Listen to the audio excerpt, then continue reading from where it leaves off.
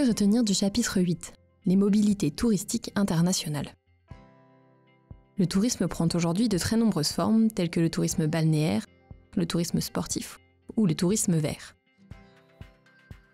L'essor du tourisme s'explique par le développement de la société de consommation, la démocratisation des moyens de transport et l'avènement du transport low cost.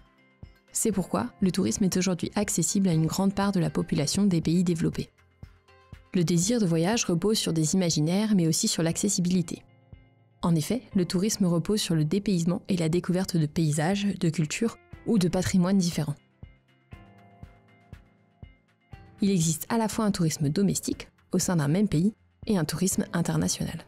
La mondialisation touristique touche la quasi-totalité des territoires aujourd'hui.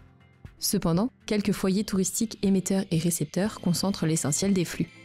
Il s'agit de l'Amérique du Nord, de l'Europe et de l'Asie de l'Est.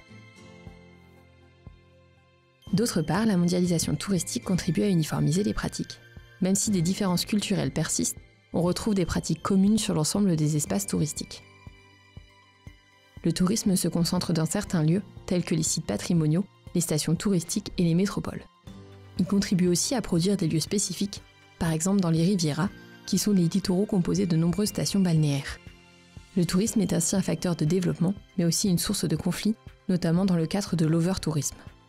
Cette expression désigne le sentiment que le nombre de touristes dépasse la capacité d'accueil d'un territoire.